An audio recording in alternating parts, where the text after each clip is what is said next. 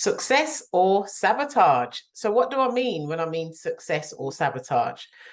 So, in a week, we have 7 days. When we think about the working week, though, we know that most people work Monday to Friday.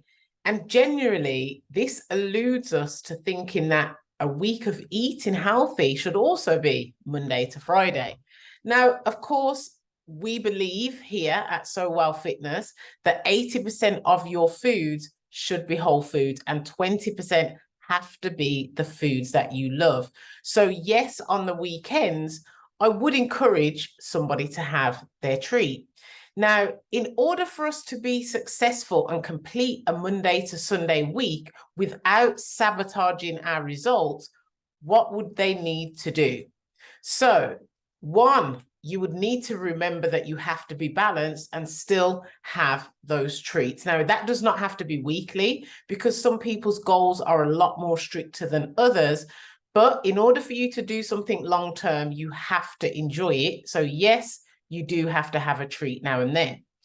Number two, sticking within your daily calorie intake. This ensures that when you do have the treat, that you're not going to overdo your calorie intake and gain weight, especially if your goal is not weight gain.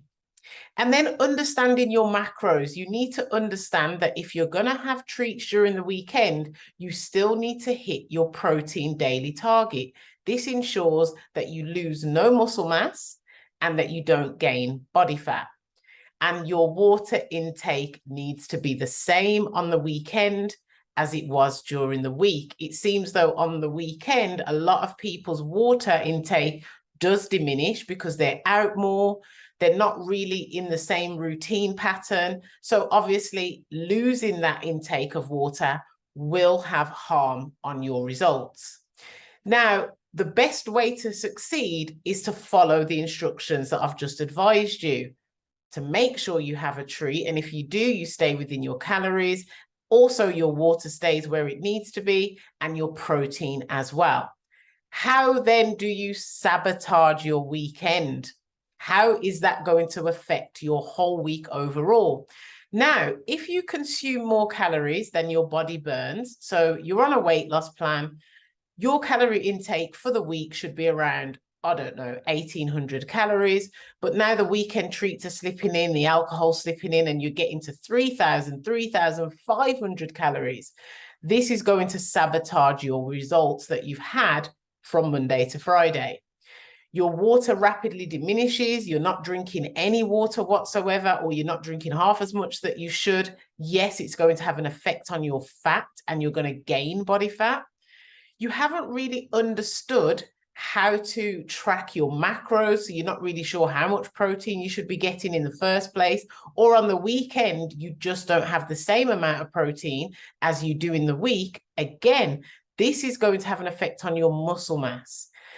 Then your activity level in the week, you might be hitting the gym or doing home workouts, but then on the weekend, you're just far too busy doing things with the family, which is fine. But does that mean that you've gone from, say, 10,000 steps a day to now only 4,000 steps a day, plus eating the 3,500 calories because of your treats? This is going to mean that on Monday, if you're a person that weighs on a Monday, you will see a significant difference in your result.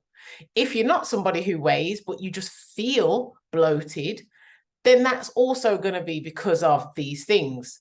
Now, how do we make sure that we can enjoy the weekend treats without sabotaging the result? Well, obviously, you have to get good with tracking. Don't be a slacker, be a tracker. You've got to be somebody who wants to get results and still enjoy their treats. That means you're going to have to use a tracking device such as MyFitnessPal, or in my coaching app, there's a track. And you can use that to eliminate the foods that you would normally have in the day, take them away and add the treats in. So if you're on around 1,800, 2,000 calories a day with your normal foods that you have during the week, because we tend to eat the same things, That just means on the weekend, if you're going to throw in the Big Mac or you're going to throw in the curry or the Chinese, you have to take out some of the normal foods that you would have during the day. Unfortunately, it means you're not going to be able to have your breakfast, lunch, dinner, and snacks and the treat. You're going to have to take some of those normal foods away from your day on the weekend to add in the treat and the alcohol to still keep you at 2,000 calories for the day. That way, on Monday, you have no gain because your body is still only taking in the same amount of calories that it took in for the week. Now, does that mean every weekend I can have my McDonald's and my wine or my curry or my Chinese and stay within my 2,000 calories and still get the same goals that I'm trying to achieve? Well, no.